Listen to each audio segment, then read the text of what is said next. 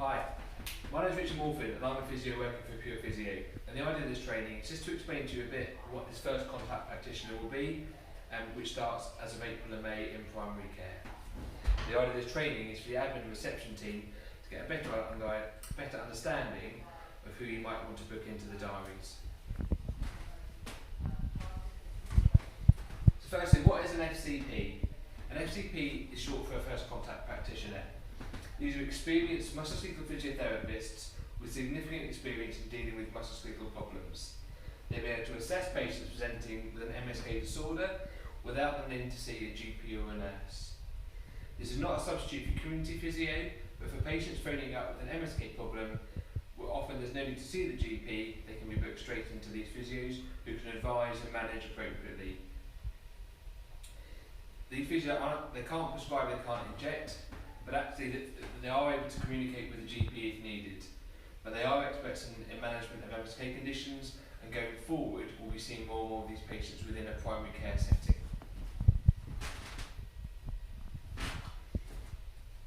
The biggest reason why we're trying to do this work, and this is funded by the NHS England, is that MSK conditions make up a significant proportion of a GP's caseload. As the patients get older, they'll see more and more of these patients, and these patients do not need to see a GP, a significant proportion. It's also really, really important that these patients get early access to physiotherapy and advice and any treatment in order to get people up and going really quickly.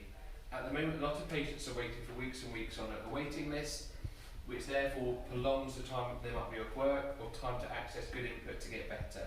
So the quicker we can see them, the quicker they can get going. And these FCPs will be often clinics throughout the week and for most of the weeks of the year.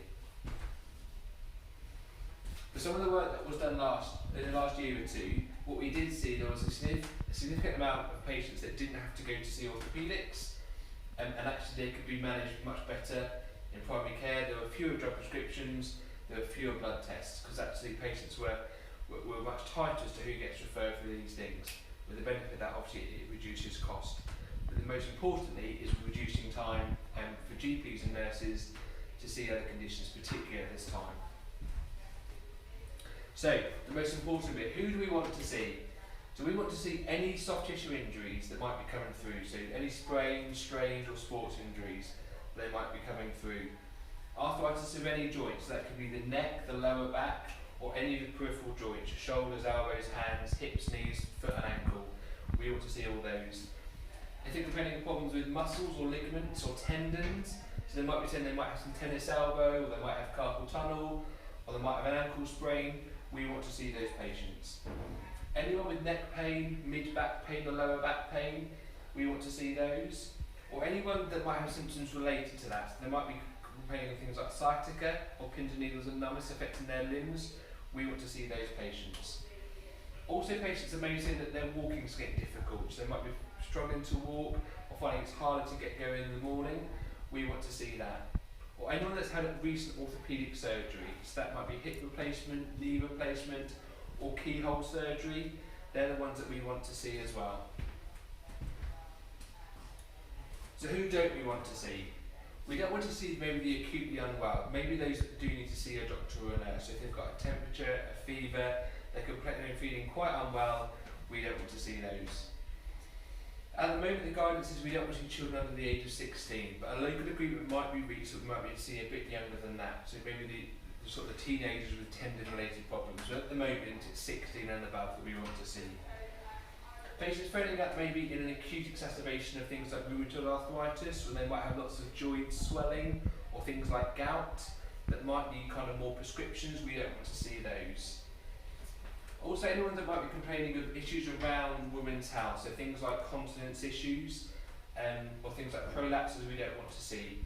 What we will see is people that might be pregnant and having low back pain or back pain after pregnancy. Definitely happy to see those, but we don't want to see issues around pregnancy initially. There's no plan at the moment for us to do home visit, so any patient that's housebound we won't need to see. They will need to either come into the surgery or possibly do a telephone-based consultation. At the moment, the service is based around musculoskeletal conditions, so if they had things like a stroke, or they might have neurological conditions such as multiple sclerosis or Parkinson's, those at the moment will still need to go to the community provider. We want to see the MSK. Also, if they've got things like COPD, or they might be going through cardiac rehab or pulmonary rehab, they're not the patients to be seen by the FCP. The FCP is a musculoskeletal service. If they're having an acute mental health crisis, again, that's not really the role of the FCP. And also patients that don't want to see an FCP. In a second, we'll go through a simple kind of algorithm that will explain sort of the conversation we had on the phone.